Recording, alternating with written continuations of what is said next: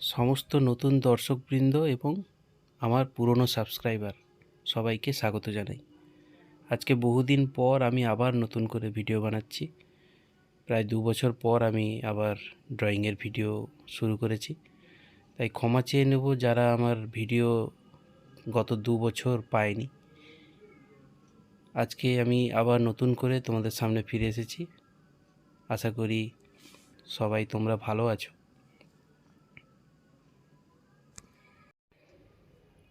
আশা করি আজ থেকে আমি আবার প্রত্যেক দিন একটা করে ভিডিও ছাড়তে পারবো।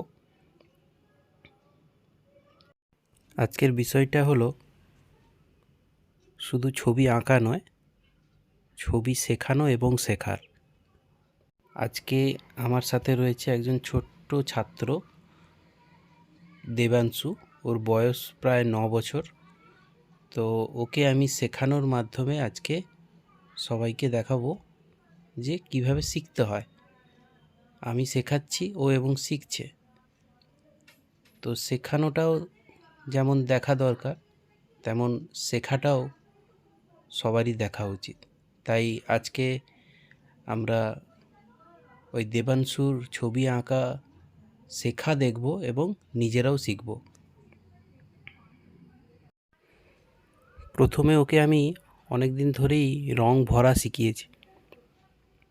এখন ও বড় হয়ে গেছে আর রং ভরতে চাইছে না। তাই এবার থেকে ওকে ভাবছি শেডিং শেখাবো। ও অনেক দিন ধরেই বলে আসছিল যে স্যার আমাকে শেডিং শেখাও। আমি ওকে আজ শেডিং শেখাচ্ছি। তো শেডিং শেখার সময় কিভাবে রং ধরতে হবে এবং কিভাবে রং করতে হবে সেটা ওকে আমি আজকে দেখাবো এবং ও কিভাবে করছে আমরা সেটা শিখব।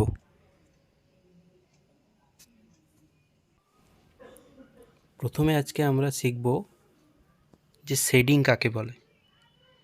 শেডিং কথার অর্থ হলো এক পাশে ডিপ এবং এক পাশে হালকা, এবং সেটা একটা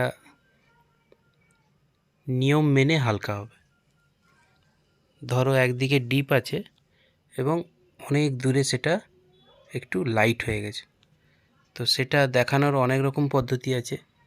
একটু শর্ট টার্মেও শেডিং দেখানো যায় এবং লং টার্মেও একটা শেডিং দেখানো যায়। সেটা কিন্তু প্র্যাকটিসের মাধ্যমে আমাদেরকে শিখতে হবে। তো আমি শর্ট টার্মেও শেখাবো এবং লং টার্মেও কীভাবে শেডিং করতে হয় সেটাও শেখাবো। শেডিং করবার সময় যদি হুট করে যদি হালকা হয়ে যায় ডিপ থেকে, তাহলে কিন্তু সেটা কিন্তু শেডিং হলো না। শেডিং কথার অর্থ হলো ডিপ থেকে লাইট, মানে সেটা যে কোনো কালার হতে পারে। যদি আমি বলি যে শুধুমাত্র ব্ল্যাক অ্যান্ড হোয়াইটেই শেডিং করা সম্ভব, তো সেটাও সম্ভব। তো কীরকম না, প্রথমে ব্ল্যাক থেকে শুরু করতে হবে এবং সেটাকে আস্তে আস্তে এক সাইডে লাইট করতে হবে এবং পরে সেটাকে সাদা দিয়ে মিশিয়েও শেডিং শেখানো যায় বা দেখানো যায়। তো শুধুমাত্র যে রং শেডিং করতে হলে যে শুধুমাত্র বিভিন্ন মাল্টিপল কালার ছাড়া যে সম্ভব নয়, এই ধারণাটা ভুল। ব্ল্যাক আর হোয়াইট দিয়ে, শুধুমাত্র ব্ল্যাক আর হোয়াইট দিয়েও শেডিং করা সম্ভব। কিন্তু আমরা একটা গাছের ক্ষেত্রে তো আর ব্ল্যাক অ্যান্ড হোয়াইট ইউজ করতে পারি না। তাই এখানে আমি ডিপ গ্রিন, লাইট গ্রিন আর ইয়েলো, এবং এই তিনটাকে কিভাবে মেশাতে হবে সেটা আমি আজকে দেখানোর চেষ্টা করব, এবং দেবাংশু কিভাবে করছে সেটাও তোমরা দেখো।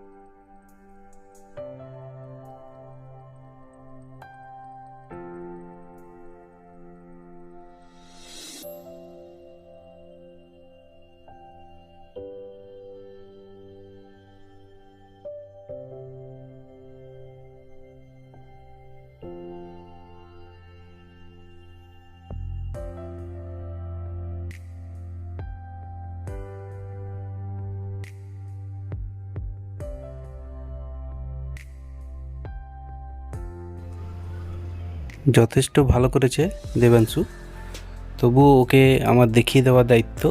ও যতই ভালো করুক না কেন, তবুও ওর খুঁটগুলো ধরা আমার দায়িত্ব, এবং ওকে কিভাবে করতে হবে পুনরায় রিপিট করে ওকে দেখানোর দায়িত্ব আমার।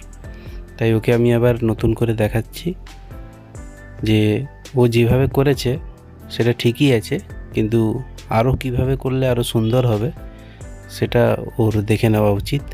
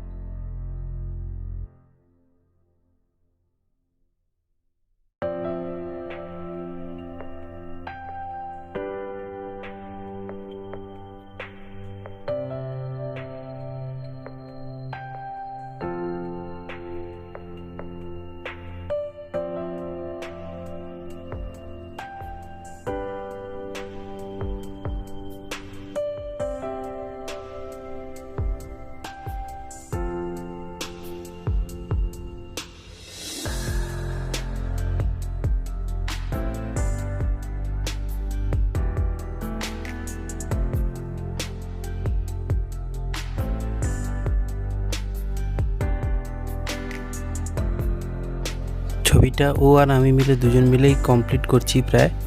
তো ফিনিশিংটা ও জানে না, তাই ও করতে পারবে না। তাই ওকে আমি একবার শেখাচ্ছি যে ফিনিশিংটা কিভাবে হয়। তোমরাও শিখে নাও যে ফিনিশিংটা কিভাবে করতে হয়।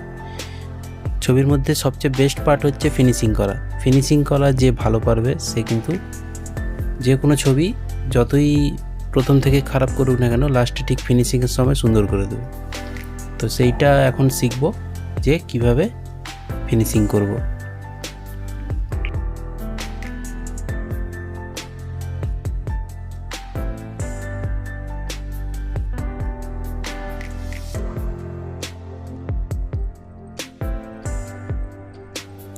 এটা অনেকটাই আরও সুন্দর করে ফিনিশিং করা যায়, কিন্তু আমি আর এর চেয়ে বেশি কঠিন করতে চাইছি না, কেন যেহেতু ওর বয়সটা মাথায় রাখতে হবে। তাই ও পারবে না এমন কোনো কাজ ওকে দেওয়া যাবে না। তাই ওকে যতটা সহজের মধ্যে দিয়ে শেডিং শেখানো যায় এবং ফিনিশিং শেখানো যায় আমি শেখালাম, এবং তোমরাও দেখলে। তো দেখে কেমন লাগলো অবশ্যই ভিডিওতে সাবস্ক্রাইব এবং কমেন্ট করে জানাবে।